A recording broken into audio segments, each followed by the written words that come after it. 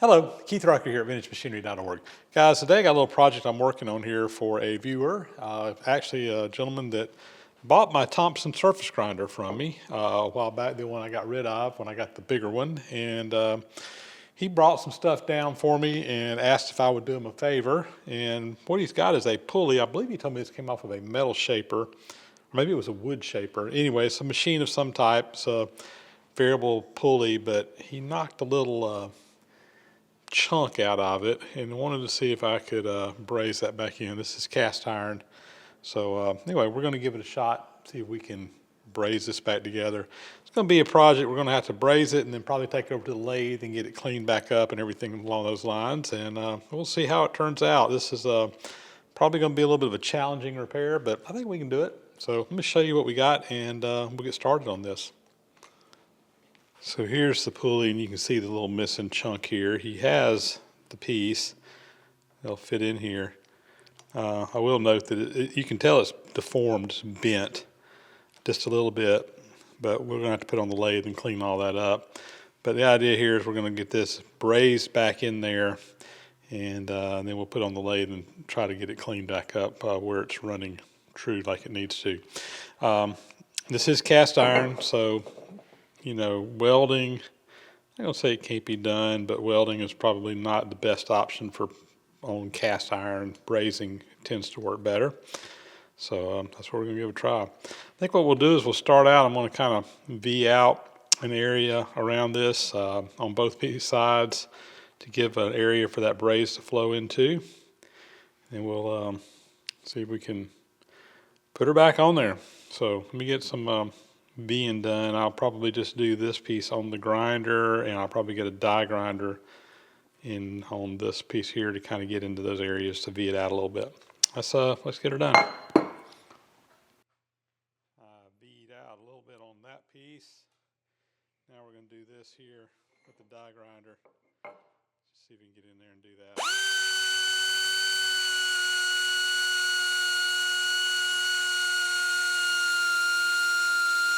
Here we go.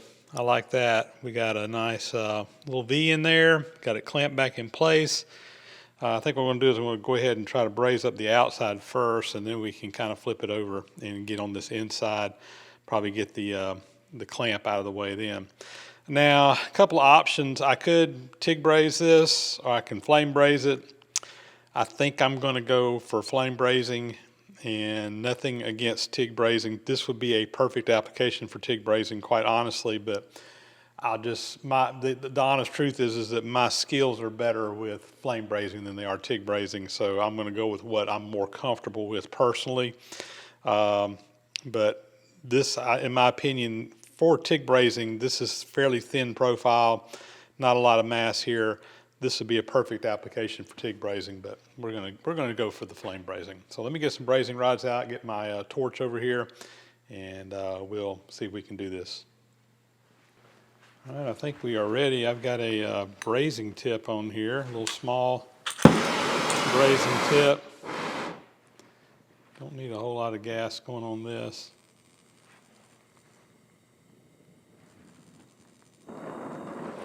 All right, so I'm going to start. I'm just going to put a little heat in here and kind of slowly bring this thing up to temperature and trying to be somewhat uniform on my heat.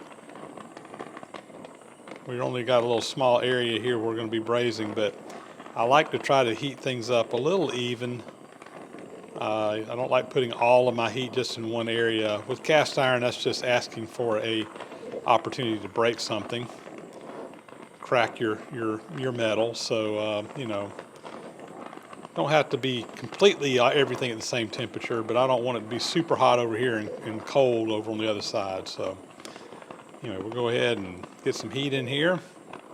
You can already tell by the temperature change how much that little piece that broke out has heated up faster than the area around it. And that's just because of the mass going on here with everything. So anyway, we're going to just heat this up. I'll be back. Let's take a few minutes. We'll bring you guys back, and then we'll start brazing this.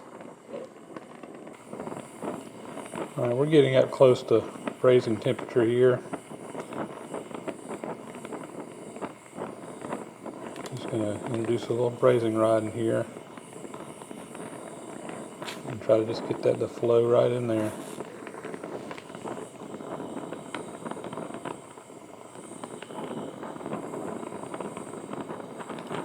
Go ahead and hit this side over here just to kind of even it out. Get it being held in place on both sides.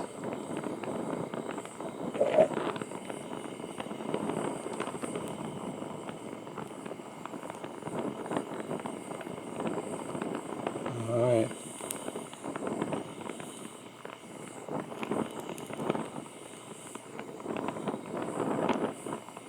And we'll just braze it in place.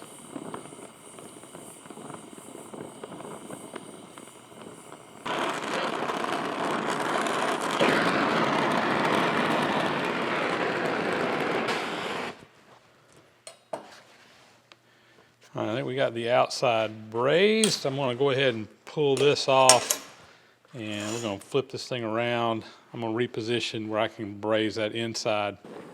All right, we got our part flipped over here.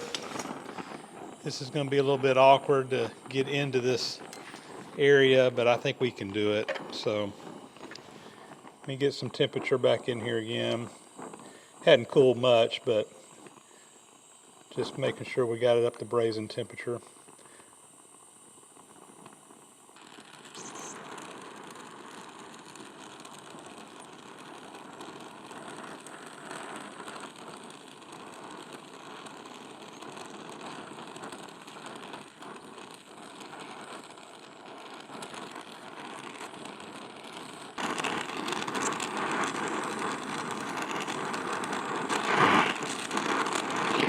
All right, I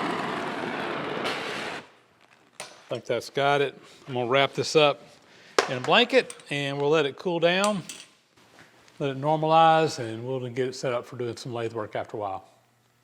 It's all wrapped up in there. Like I said, we're gonna let that cool down for a couple of hours, nice and slow. Hopefully we won't get any cracks or anything in there in that cast iron while it's cooling down. All right, there's our braze job. We let that cool down. It's completely cooled now. And now what we need to do is come in here and actually remachine all this. We got to cut all that material off, particularly this stuff down in the groove. So we need to get this mounted on the lathe where we can do that. And to do that, I need to make an arbor to hold this. So I've got a piece of stock here. We're just going to basically turn that down. This is 7/8 on the inside. I'm just going to turn down an area on this that this will slide up on. There'll be a collar in the back that it'll go up against. I'll probably thread the end where I can take a nut. Probably have to make a little washer or something to kind of fit up in there, spacer. Tighten that up and just kind of squeeze it onto a shaft. We'll cut a keyway in there as well to drive it. Put this on the lathe, get it spinning true, and do that machining. So let's make our arbor first. Got a piece of rod here. I believe this is 1 1/8, which is a little bit longer, or a little bit bigger than what I need, but that's fine. I need a shoulder to come up against, and it's longer than I need, but I really kind of hate to cut this because I'm just going to be working off the end. So I'm just going to leave it on there and leave the maximum amount of material here to have for later on. But right now what I want to do is start by just putting this in here. We're going to face this end off, put a center in it for support, and we'll slide it out. We'll actually turn the area there that we need for our adapter. So let's do this. Now we're going to face this.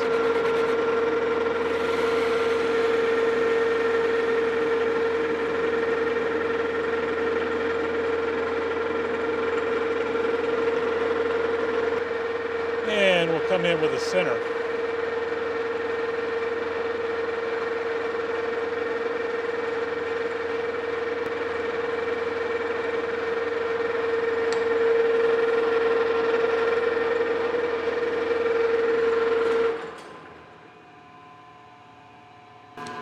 All right, we need to stick out about 4.5 inches here for our arbor. I'm going to go right there. We'll tighten that down, and we'll bring our center in here to support it.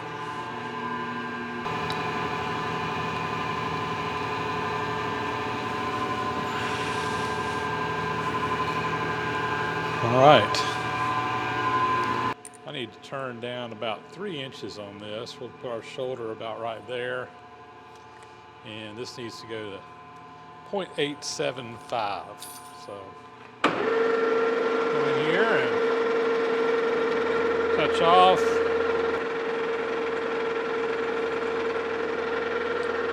There I can see it a little bit better.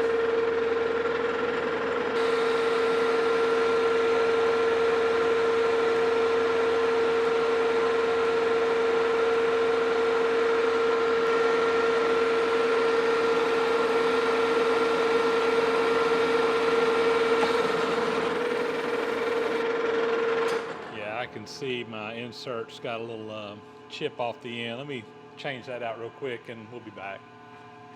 All right, we're gonna try that again. Fresh insert in there, 100,000 pass.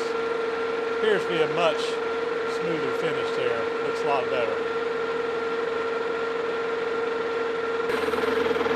All right. See where we're at. We're at 912, it looks like. Going to 875. I'm just going to dial it in to the final dimension there.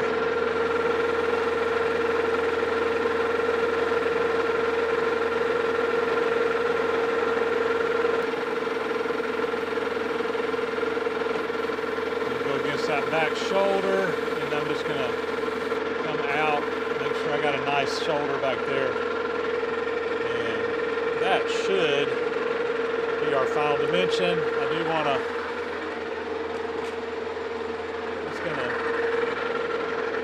come in here and put a little chamfer on the end. Since we are going to thread this, I'm going to use a threading tool so I have the same angle, lead-in angle there as the thread. And I'll just break this corner right here just so that we don't have a sharp corner there. That's all I need. And let's see if that pulley will sit up on there.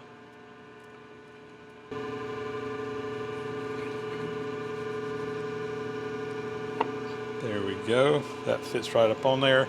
And what I've got is just a little collar here, and then we're going to thread the end. This nut will go up on here and tighten up on there to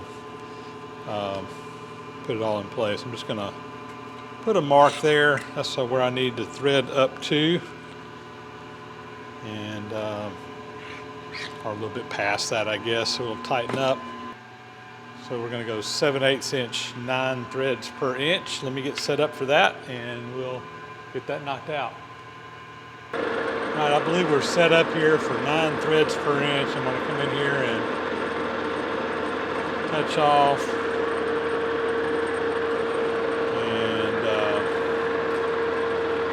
Our first pass.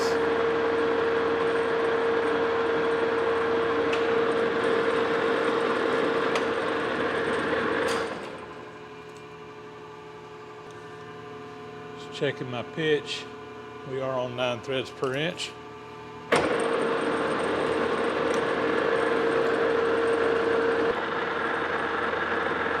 Cutting oil on there.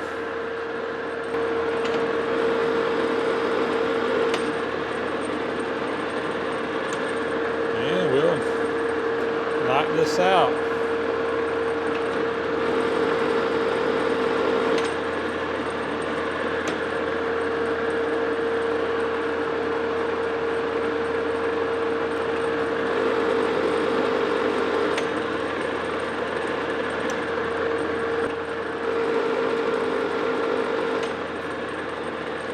Make a spring pass here.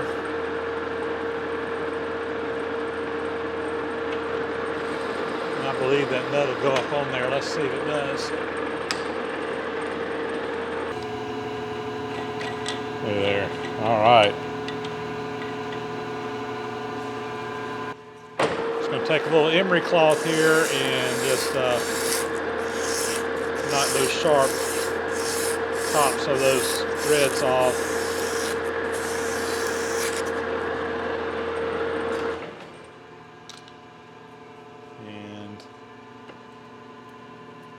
That's got it. So I do need to put a keyway in here. Before I pull this out though, because I'm gonna take this out to put a keyway in it, I think what I'm gonna do is I'm gonna actually turn up to the jaws just so I have a surface here that has been machined true with everything, because I'll have to put this in the 4-jaw chuck to get it running back true. I won't ever be able to get it running perfectly true on the 3-jaw again. So let me do that real quick, and I think we'll be ready to go put our keyway in. I'll come in here and touch off lightly. I just want to turn up just enough off there to get a nice surface.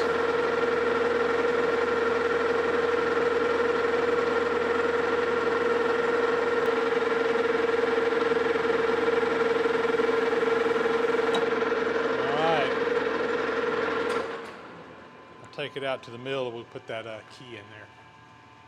Quick update here. I went over and just put a Woodruff key in this.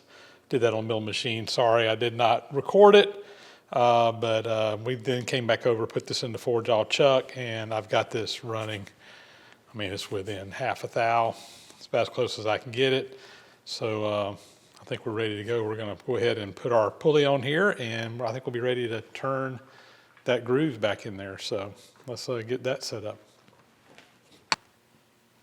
So we'll slide our pulley up on here, get it up on that key. I then just got a spacer that's going to go in here that will press up against that shoulder. And then we got threads out here that we can tighten this up on. Put our center back in here. And let me get something to tighten that down with.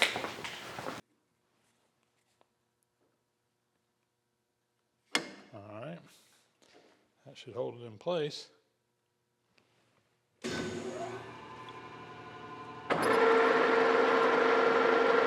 our pulley appears to be turning really nice and true, so let's get in here and start cleaning that up. I'm going to come in here and start by cleaning up this outside edge. Just going to carefully come in there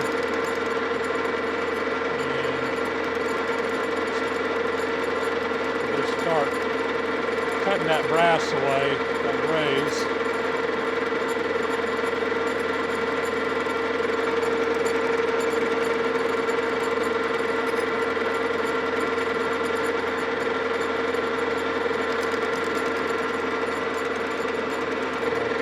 Off down on the bottom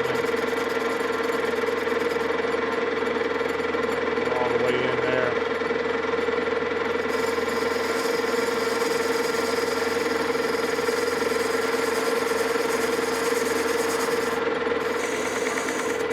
All right. Need to get the top of the pulley there.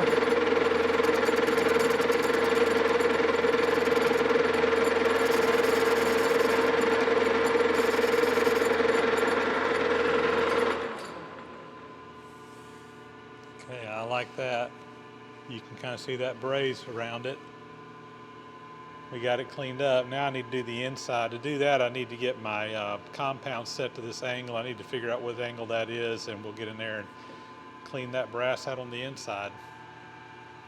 So for this inside, I had to dig around over there and find a piece of high-speed steel that would fit down in here. And I've had this piece already ground. It's kind of got a ball on the end. I think it's going to work fine. And basically what I needed was something that would go all the way down into the root of this area here without hitting anything over here. I really didn't have a piece of carbide that would do that. I also measured the angle. The included angle on this is 40 degrees. So I set my compound here on the, I don't know.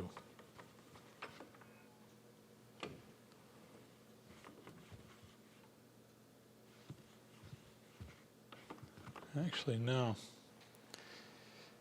So I'm going to have to play around with the compound. I thought it was 40 degrees. That's what the internet said that this angle should be, but that's clearly not right. I'm going to have to just play around with it until I get that matched up. But we'll get that angle set, and we should be able to come in here and cut the inside of that. So let me play around with my angle, we'll just use that other side over there as a template and get it set. All right, it looks like that included angle in there was closer to 30 degrees rather than 40 degrees, but we've got it sorted out. My cutter is following that angle just fine going in there, so I think we're good to go. We're going to fire it up, see if we can get that cleaned out in there.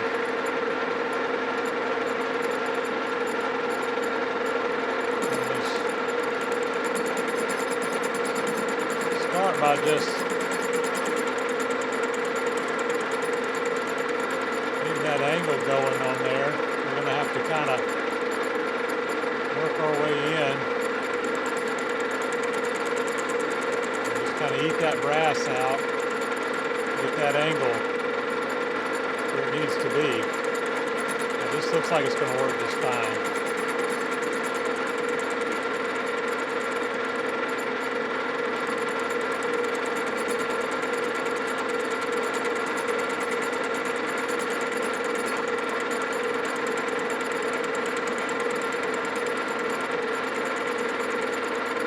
Close.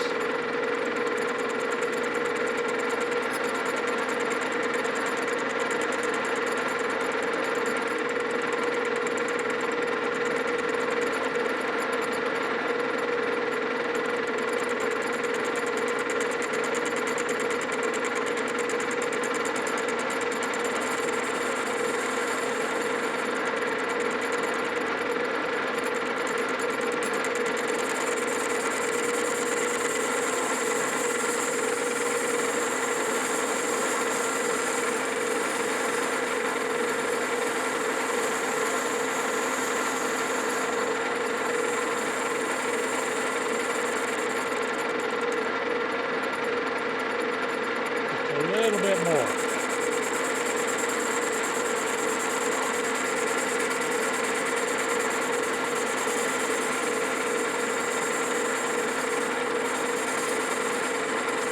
Get all the way down into the root down there in the bottom.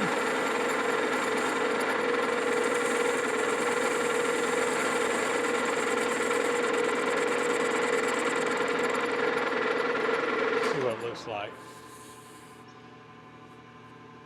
I think we got it. I'm happy with that. Well, here we go. You can see the brazed in piece there. Hopefully that will hold. I think it will. I think it'll be just fine. Brazing is a very strong repair method on cast iron, and should hold up just fine. We got that cleaned up. Inside looks good and clean as well. Again, I think that'll probably last forever. So we're going to send this back to Patrick and let him put it back on his machine and see if he can make her go. That's the game plan. All right, one repair knocked out. Well, there we go, one repaired pulley. We'll get this thing boxed up and shipping back up to Patrick. And like I said, hopefully he'll be able to get this back on his machine, get it back up and running, and I feel confident that this repair will hold up to the test of time. So guys, with that, that's going to be a wrap. As always, thanks so much for watching. Please do subscribe to the channel if you haven't already. Those thumbs up and comments are always greatly appreciated. Hit that bell icon up there to get notifications when new videos are posted. And as always, a big, huge thank you to the supporters of the site who support through subscribing as well as through financially through Patreon, PayPal, etc. Could not do everything we do without all of your support. And with that, guys, we will catch you on the next video. Again, thanks for watching.